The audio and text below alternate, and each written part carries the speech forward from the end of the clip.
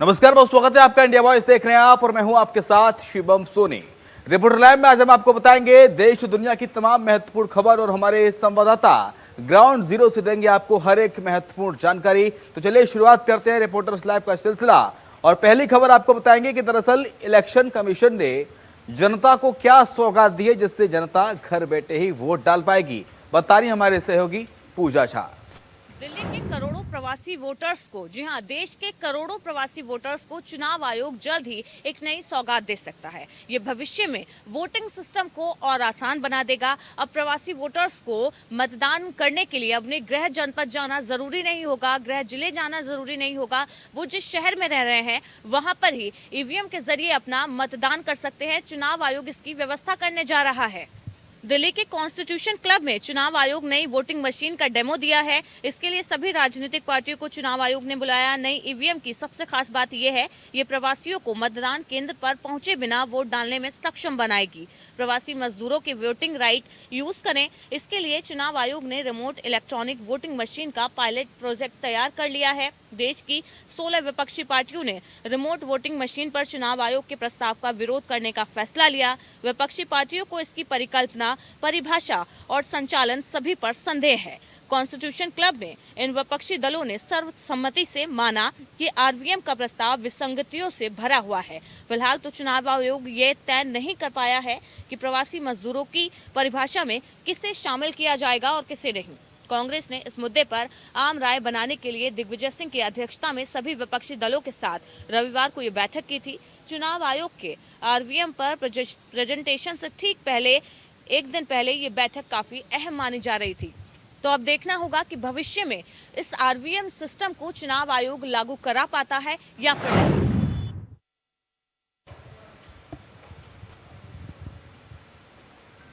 दिल्ली में आम आदमी पार्टी के विधायकों और कार्यकर्ताओं ने मुख्यमंत्री अरविंद केजरीवाल और डिप्टी सीएम मनीष सिसोदिया के नेतृत्व में उपराज्यपाल के आवास का घेराव किया। क्या रही मुख्य वजह, बता रहे हमारे सहयोगी दिनकर। दिल्ली में उपराज्यपाल के खिलाफ आम आदमी पार्टी के विधायक सड़कों पर उतर आए। विधायक उपराज्यपाल के आवास तक पैदल मार्च किए। इस दौरान मुख्यमंत्री अरविंद केजरीवाल और डिप्टी सीएम मनीष सिसोदिया भी मौजूद रहे हैं। वहीं इस दौरान आम आदमी पार्टी के मुखिया और दिल्ली के सीएम अरविंद केजरीवाल ने कहा कि सुप्रीम कोर्ट ने कहा है कि उपराज्यपाल किसी भी फैसले को लेने के लिए स्वतंत्र नहीं है, लेकिन इसके बावजूद उपराज्यपाल ने बस मार्शलों के पैसे क्यों रोके?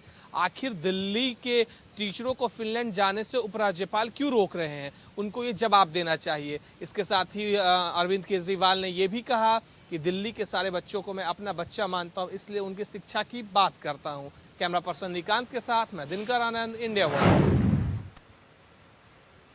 दिल्ली में मेयर चुनाव को लेकर आम आदमी पार्टी और भारतीय जनता पार्टी के बीच मची खींचतान की पूरी जानकारी देंगे हमारे सहयोगी विशाल। दिल्ली में मेयर चुनाव के लिए आम आदमी पार्टी और दिल्ली उपराज्यपाल विनय सक्सेना के बीच एक बार फिर विवाद शुरू हो गया है। लेकिन बड़ी खबर यह है कि इस बार भी मेयर चुनाव के लिए अब फिर बैठक होगी। 24 जनवरी को इसकी बैठक की जाएगी। इससे पहले आज दिल्ली के विधानसभा सत्र की कार्यवाही को आप और बीजेपी के हंगामे के बाद स्थगित कर दिया गया। दिल्ली सीएम अरविंद केजरीवाल ने कहा कि उपराज्यपाल ने सीएम और डिप्टी सीएम को मिलने के लिए बुलाया है, लेकिन हम सभी विधायक के साथ मिलना चाहते हैं। उपराज्यपाल का ये न्योता हम मंजूर नहीं है। सदन की कार्यवाही स्थगित होने के बाद आम आदमी पार्टी के विधायकों ने सीएम केजरीवाल की अगुवाई में एलजी हाउस तक मार्च निकाला। इस दौरान केजरीवाल सहित सभी विधायक हाथों में तख्तियां लेकर नजर आए, जिन पर लिखा था मिस्टर एलजी शिक्षकों को फिनलैंड जाने की इजाज़त दीजिए। केजरीवाल ने संवाददाताओं से कहा कि ये दुर्भाग्यपूर्ण है कि दिल्ली के मुख्यमंत्री और आप विधायकों को उपराज्यपाल कार्यालय तक मार्च करना पड़ रहा है। उन्होंने कहा कि मुझे उम्मीद है कि उपराज्यपाल अपनी गलती देखेंगे और शिक्षकों को फिनलैंड में प्रशिक्षण की अनुमति देंगे। इसके साथ ही उन्होंने सुप्रीम कोर्ट के 2018 के एक आदेश का जिक्र करते हुए ये भी आरोप लगाया कि दिल्ली के उपराज्यपाल स्वतंत्र निर्णय नहीं ले सकते। तो दिल्ली में मेयर चुनाव के लिए एक बार फिर 24 जनवरी को बैठक होगी, जिसमें उपराज्यपाल ने इसकी सहमति दे दी है। कैमरामैन निकांत गुप्ता के साथ विशाल मिश्रा, इंडिया वॉइस। उधर दिल्ली में बीजेपी की राष्ट्रीय कार्यकारिणी का बैठक का आयोजन आज किया गया, जिसमें बीजेपी शासित तमाम राज्यों के मुख्यमंत्री, पदाधिकारी और प्रदेश अध्यक्ष शामिल हुए। हालांकि बैठक से पहले प्रधानमंत्री नरेंद्र मोदी ने रोड शो भी किया। इस खबर पर पूरा अपडेट दे रहे हैं हमारे सहयोगी नितिन चौधरी। दिल्ली में आज बीजेपी की राष्ट्रीय कार्यकारिणी की बैठक हो रही है, जहां 2 दिवस की ये बैठक बताई जा रही है। आज 16 और 17 की बैठक, ये जो है 2 दिवस की बैठक है। इसमें खुद प्रधानमंत्री नरेंद्र मोदी आज रोड शो कर रहे हैं। वहीं आपको बता दें, इस तरीके से बीजेपी पार्टी के राष्ट्रीय अध्यक्ष जेपी नड्डा का कार्यकाल पूरा हो रहा है, तो उसी को देखते हुए उसमें भी मंजूरी मिल सकती है। वहीं 2024 की बात की जाए तो 2024 के चुनावों को देखते हुए आज प्रधानमंत्री नरेंद्र मोदी और जो पार्टी के राष्ट्रीय अध्यक्ष इसमें जो है मोहर भी लगा सकते हैं। किस तरीके की जो रणनीतियां हैं यहाँ पर बनाई जाएगी, उसको देखते हुए आज बीजेपी का जो मंथन है वो 2 दिन का मंथन बताया जा रहा है। खुद सूबे के मुख्यमंत्री योगी आदित्यनाथ भी यहाँ इस मंथन में पहुंचेंगे और साथ ही अलग अलग राज्य के मुख्यमंत्री भी इसमें शामिल होंगे। साथ ही उसी को देखते हुए विधायक और सांसदों के कार्यकाल को भी देखते हुए तो उसमें भी मोदी, प्रधानमंत्री नरेंद्र मोदी, उस पर भी चर्चा की जाएगी। जिस तरीके से अब तक भारतीय जनता पार्टी ने कार्य किया है, उस कार्य के बारे में जो है जनता के बीच में किस तरीके तक की जो यहाँ पर नीतियाँ पहुँचाई गई हैं, उस पर देखते हुए प्रधानमंत्री नरेंद्र मोदी आज संबोधित करेंगे। प्रधानमंत्री नरेंद्र मोदी संबोधित करने के बाद में ही पार्टी के राष्ट्रीय अध्यक्ष जेपी नड्डा के कार्यकाल पर भी मोहर लग सकती है। जिस तरीके से कार्यकाल इस महीने के लास्ट में खत्म होने जा रहा है, तो उसको देखते हुए प्रधानमंत्री नरेंद्र मोदी दोबारा से एक बार मोहर लगाई जाए, क्योंकि 2024 के चुनाव भी नज़दीक आ रही है। तो उसको देखते हुए दोबारा भारतीय जनता पार्टी ने एक बार दोबारा मंथन शुरू कर दिया। तमाम मुख्यमंत्रियों के साथ में ये बैठक की जाएगी और इसमें जो है मूल मंत्र दिया जाएगा, जिस तरीके से भारतीय जनता पार्टी 2024 में एक बार दोबारा से जो है लोकसभा के चुनावों को जीत सकेगी। कैमरामैन महेश के साथ मैं नितिन चौधरी, इंडिया वॉइस। जोशीमठ आपदा पर देश की सबसे बड़ी अदालत का क्या रहा सुप्रीम फैसला, बता रहे हमारे सहयोगी विकास चौहान। उत्तराखंड के चमोली जिले के जोशीमठ में आई आपदा के बाद शंकराचार्य स्वामी अभिमुक्तेश्वरन ने सुप्रीम कोर्ट में एक याचिका दायर की थी, जिसमें उनके द्वारा सुप्रीम कोर्ट से अपील की गई थी कि मामले की जांच कराई जाए, जिस पर सुप्रीम कोर्ट के 3 जजों की बेंच के द्वारा आज एक सुनवाई की जानी है। सुनवाई में सुप्रीम कोर्ट क्या फैसला लेता है ये तो देखने वाली बात होगी, लेकिन इससे पहले तुरंत सुनवाई की एक अपील सुप्रीम कोर्ट पहले ही ठुकरा चुका है। आज क्या वो फैसला लेगा ये आने वाला समय बताएगा। विकास चौहान, इंडिया वॉइस, हरिद्वार। बदायूं की ततागंज में विवाहिता की संदिग्ध मौत पर आखिर क्यों मचा हड़कंप, बता रहे हमारे सहयोगी सतीश सक्सेना। बदायूं जिले के कोतवाली सहसबान क्षेत्र के ग्राम भवानीपुर में एक विवाहिता फांसी के फंदे पर झूलती हुई मिली। जब इसकी सूचना उसके मायके वालों को हुई तो वह मौके पर पहुंचे, जिसके बाद वहां उसके ससुराली जन मौके से फरार हो गए। वहीं उन्होंने तहरीर देकर सहसबान कोतवाली पर उन्होंने पीएम की मांग की है। पीएम के बाद जो भी रिपोर्ट आएगी उसके आधार पर उन्होंने एफआईआर दर्ज कराने की बात सामने आई है। आपको बता दें कि वहीं उसके मृतक के पिता ने बताया है कि 1.5 वर्ष पहले उसने अपनी लड़की की शादी की थी, जिसके बाद लगातार उसके ससुराली जन जो थे वो लगातार दहेज की मांग कर रहे थे। मांग पूरी ना होने की बात कहकर वो रोज़ प्रताड़ित व मारपीट उसके साथ करते थे, जिसको देखते हुए कल उसको फांसी लगाकर मौत के घाट उतार दिया, जिससे उसकी मौत हो गई। अब देखना यह होगा कि इन दहेज लोभियों के खिलाफ बदायूं पुलिस क्या कार्रवाई करती है। कैमरामैन सोल के साथ सतीश सक्सेना, इंडिया वॉइस, बदायूं। उत्तर प्रदेश के अमरोहा में इंसानियत को शर्मसार कर देने वाली वारदात सामने आ रही है, बता रहे हमारे संवाददाता मोहम्मद इमरान। अमरोहा में इंसानियत को शर्मसार कर देने वाला मामला सामने आया, जहां पर 10 वर्षीय बच्चे की आबरू पंचायत की भेंट चढ़ गई, जहां पर 10 वर्षीय बच्चे के साथ सामूहिक कुकर्म की घटना को अंजाम दिया गया, जिसके बाद पंचायत में फैसले के बाद मामला रफा दफा कर दिया। पंचायत ने आरोपियों से सामूहिक रूप से माफी मंगवाने के बाद वो केस को रफा दफा कर दिया। वो सारे मामले में पुलिस ने जानकारी से इनकार कर दिया। पूरा मामला अमरोहा जनपद के रहरा थाना क्षेत्र के एक गांव का है, जहां पर एक 10 वर्षीय बच्चे के साथ 4 लोगों ने मिलकर सामूहिक कुकर्म की घटना को अंजाम दिया, जिसके बाद बच्चे ने अपने परिजनों पर को जाकर आपबीती बताई, जिसके बाद परिजनों ने इस पर कार्रवाई करने की बात कही, पुलिस से जानकारी देकर कार्रवाई की बात कही, लेकिन पुलिस तक पंचायत ने उस पीड़ित को नहीं पहुंचने दिया और पंचायत में बिठाकर लगातार दबाव बनाकर उसकी आवाज को दबा दिया और सामूहिक रूप से आरोपियों से माफी मंगवाकर केस को रफा दफा कर दिया। फिलहाल इस पूरे मामले में पुलिस ने भी जानकारी से इनकार किया है। अमरोहा से इंडिया वॉइस के लिए मोहम्मद इमरान की रिपोर्ट। उधर मुरादाबाद में ममता कैसे हुई शर्मसार, बता रहे हमारे सहयोगी शरीक सिद्दीकी। मुरादाबाद जनपद के सोनकपुर थाना इलाके में बीते कुछ दिन पहले एक बेटे के द्वारा अपनी मां की निर्मम हत्या की गई थी, जिस पूरे प्रकरण का संज्ञान मुरादाबाद जनपद में एसपी देहात के द्वारा लिया गया। एसपी देहात संदीप कुमार मीणा के द्वारा घटना का खुलासा करते हुए आरोपी बेटे मोहम्मद इस्लाम को गिरफ्तार करते हुए जेल भेजने की कार्यवाही को अंजाम दिया। दरअसल माँ एक बीमारी से पीड़ित थी, जिसके चलते उसके आसपास ग्रामीणों ने उसका हुक्का पानी बंद कर दिया था, जिसके चलते आरोपी ने अपनी मां को रास्ते से हटाने के लिए इस वारदात को अंजाम दिया है। पुलिस के द्वारा आरोपी बेटे को गिरफ्तार करते हुए जेल भेजने की कार्यवाही को अंजाम दिया है। Shariq Siddiqui, India voice, Moradabad. UP के संभल में बसपा सुप्रीमो मायावती के जन्मदिन के मौके पर आखिर क्या रही अजीब बातें, बता रहे हमारे सहयोगी सतीश सिंह। हम आपको बताते हैं पूरा मामला जनपद संभल का है। कल सुप्रीमो मायावती का जन्मदिन था। इशू को लेकर जनपद संभल में मायावती का जन्मदिन मनाया जा रहा था, लेकिन उस दौरान केक इतनी तरह से वितरण किया जा रहा था जिस तरीका से लोगों की पब्लिक पहुंचने के बाद में लोगों में भगदड़ सी मच गई और केक की ऐसी लूटमार बची कि जो काशीराम और माननीय सुप्रीमो मायावती का जो फोटो था वहां से गिर गया। लेकिन लोग इतना नहीं माने और जब भी वहां पर इतनी भगदड़ मच गई, उनसे जब बात की गई तो उनका कहना था कि हमने 1000 लोग बुलाए थे, वहां पर जो है 7000 लोग पहुंच गए और पहुंचने के बाद में केक कुछ इस तरीका से बटोर रहे थे कि कभी ऐसा उन्हें ऐसा लग रहा था कभी खाने मिला नहीं मिला है, और काफी संख्या में लोग पहुंचे थे। पहुंचने के बाद में कभी ऐसी घटना हो सकती थी कि कभी भी जिस तरीका से एक दूसरे के ऊपर लोग तराव पर चढ़ रहे थे और केक की इस तरह से लूटमार कर रहे थे कि पहली बार देखा जा सकता है कि जिस तरीका से पूर्व मुख्यमंत्री मायावती का जन्मदिन मनाया जा रहा था जनपद संभल में, उसी दौरान इतनी पब्लिक पहुंच गई। पहुंचने के बाद में इतनी भगदड़ सी मच गई इनकी केक के दौरान, जिस तरीका से केक की झपटी लगातार होती रही लोगों में और एक दूसरे पर चढ़ते हुए और गिरते हुए केक जो लूटते रहे। मेरे सहयोगी प्राणी ठाकुर साथ मैं Satish Singh, India Voice News Sambhal. Uttarakhand में बारिश और बर्फबारी ने मौसम सुहाना कर दिया है, बता रहे हमारे सहयोगी अभय कैंतुरा। पश्चिमी विक्षोभ के सक्रिय होने के बाद उत्तराखंड में मौसम अपना मिजाज बदल चुका है। मौसम विभाग के हिसाब से सीधे तौर पर कहें तो 17 तारीख तक मौसम शुष्क रहने की संभावना है, लेकिन 18 तारीख से एक बार फिर उत्तराखंड के ऊंचाई वाले क्षेत्रों में बारिश और बर्फबारी की संभावनाएं हैं। खासतौर पर उत्तरकाशी, चमोली, रुद्रप्रयाग और या फिर नैनीताल की जो ऊंचाई वाले जो डिस्ट्रिक्ट हैं, पिथौरागढ़ के जो ऊंचाई वाले जो क्षेत्र हैं, वहाँ पर बर्फबारी होने की पूरी संभावनाएँ हैं। जो बारिश होगी, बर्फबारी पड़ेगी, उसके बाद ये कह सकते हैं कि जो मौसम में जो तापमान में जो गिरावट आएगी उसके चलते ठंड और यहाँ पर बढ़ सकती है। अभी ये कहें कि उत्तराखंड में जिस प्रकार का मौसम है तो ऐसे में तापमान में लगातार गिरावट आ रही है। मैदानी क्षेत्रों में कोहरा लगातार छाया हुआ है।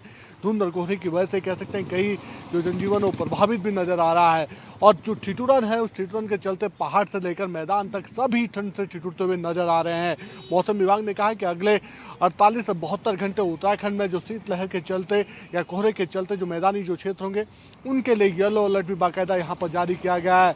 उत्तराखंड में लगातार मौसम परिवर्तन के साथ साथ जो मौसम का बदला हुआ मिजाज है उससे आम जनता काफी प्रभावित नजर आ रही है और ये कहें कि उत्तराखंड में आने वाले 48 घंटे के बाद जो मौसम परिवर्तन होगा तो ऊंचाई वाली जगहों पर एक बार फिर बारिश और बर्फबारी की पूरी संभावना है, जिसके चलते उत्तराखंड में ठंड और बढ़ने की पूरी संभावनाएं हैं। मौसम विभाग की भविष्यवाणी या जो अनुमान है वो सच साबित होता हुआ नजर आ रहा है, क्योंकि उत्तराखंड सहित ये कह सकते हैं कि जो आसपास के जो क्षेत्र है वहाँ पर अभी भी धूप नहीं खिली हुई है बल्कि बादल छाए हुए हैं, जिसके चलते ठंड और बढ़ रही है। कैमरामैन हसना साथ Abhay Kaintura, India Voice, Dehradun. UP के कानपुर देहात में लुटेरों ने आखिर किस तरह बरपाया कहर, बता रहे हमारे सहयोगी राम दीक्षित। एसपी कानपुर देहात के ट्रांसफर के बाद कासगंज के कप्तान BVGTS मूर्ति को कानपुर देहात की कमान दी गई है, लेकिन BVGTS मूर्ति कप्तान ने जब कानपुर देहात का चार्ज ग्रहण किया उसके 24 घंटे के बाद लुटेरों ने उन्हें लूट की घटना से अंजाम देकर उन्हें सलामी दे दी। पुलिस के लिए अब लूट की घटना चुनौती बनी हुई है। अकबरपुर रूरा मार्ग पर कल रात बाइक सवार लुटेरों ने एक बर्तन व्यापारी के साथ 20,000 रुपए की लूट की घटना को अंजाम दिया है। बर्तन व्यापारी जब अपनी दुकान बंद कर घर लौट रहा था तभी बाइक सवार 2 अज्ञात लुटेरों ने बर्तन व्यापारी के साथ बेरहमी से मारपीट की और उसके पास 20,000 रुपए जो थे उसकी लूट कर ली। वहीं व्यापारी के शोर मचाने पर राहगीर दौड़े और बर्तन व्यापारी को बचाया। लुटेरों ने अपनी बाइक छोड़कर लुटेरे भाग गए। लेकिन जब सूचना पुलिस को मिली तो पुलिस वहीं मौके पर पहुंच गई और छानबीन शुरू कर दी। कानपुर देहात से राम दीक्षित, इंडिया वॉइस। अलीगढ़ में पुलिसिया कार्यशैली पर आखिरकार क्यों उठ रहे हैं सवाल, बता रहे हमारे सहयोगी प्रदीप पुंडी।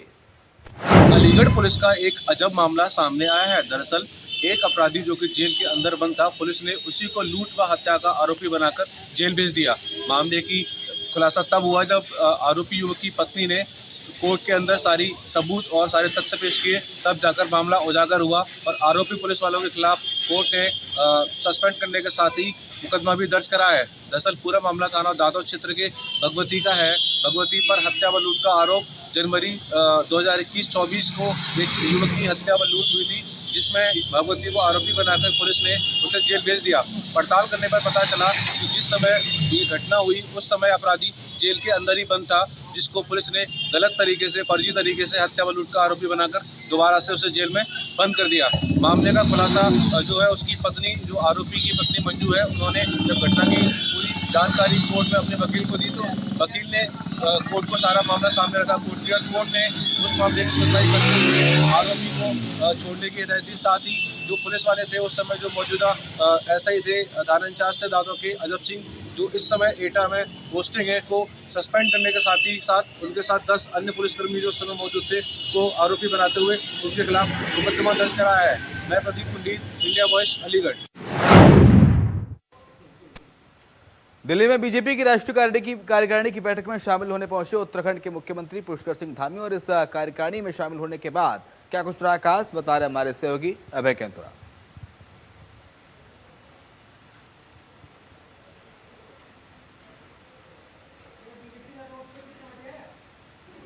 मुख्यमंत्री पुष्कर सिंह धामी, बीजेपी प्रदेश अध्यक्ष महेंद्र भट्ट सहित बीजेपी के सभी राज्य के जो सांसद हैं, चाहे वो लोकसभा के हों या राज्यसभा के हों, आज दिल्ली में मौजूद है। बीजेपी की जो राष्ट्रीय कार्य समिति बैठक है, राष्ट्रीय कार्यकारिणी की बैठक में सरकार की तरफ से क्या कुछ काम किया गया उसको लेकर बातचीत की जाएगी। मुख्यमंत्री खुद इस पर प्रस्ताव वहाँ पर रखेंगे। सरकार ने क्या कुछ काम किया है, चाहे वो जोशीमठ आपदा का हो या राज्य में विकास से जुड़े हुए मामले हों, मुख्यमंत्री की तरफ से वो राष्ट्रीय कार्यकारिणी में रखा जाएगा। इसके अलावा 2024 में किस प्रकार से बीजेपी अपना मिशन फतेह यहाँ पर कर सकती है, जिन सीटों पर पूर्व में चुनाव हारी है या जहाँ पर कमजोर रही है, उन सीटों के लिए क्या कुछ प्लान वहाँ पर हो सकता है, उसको लेकर बातचीत वहाँ पर होगी। ये कहा जा सकता है कि राष्ट्रीय कार्यकारिणी की इस बैठक में बीजेपी अपना 2024 का जो मिशन है उस मिशन को पूरा करना चाहती है। बीजेपी के इस मिशन में किस प्रकार से संगठन सहयोग भूमिका निभा सकता है, संगठन के जो काम रहे होंगे उनकी भी समीक्षा यहाँ पर होगी।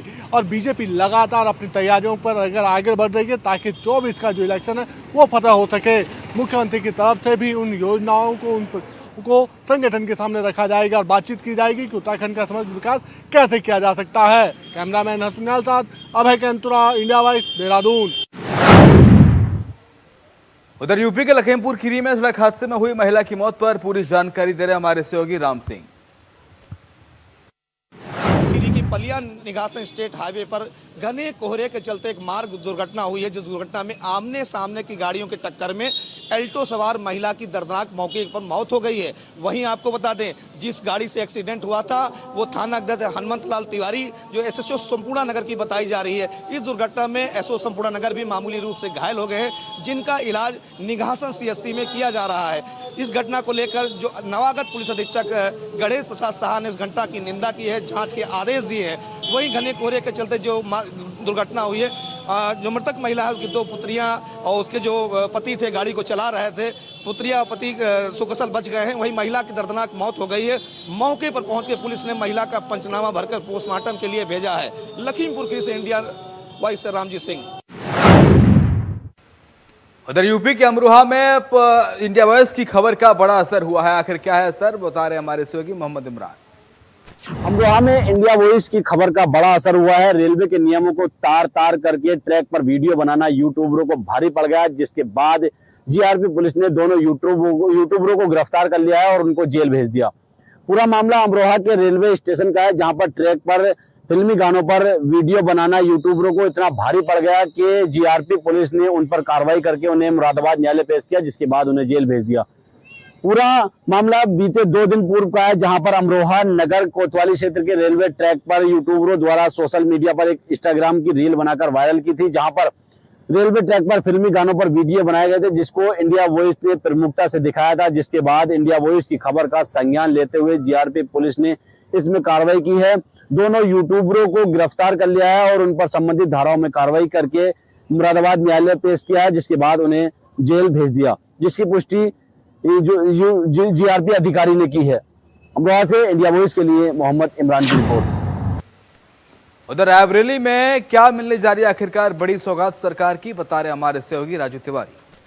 विज्ञान संस्थान रायबरेली ने जनपद वासियों को बड़ी सौगात दी है।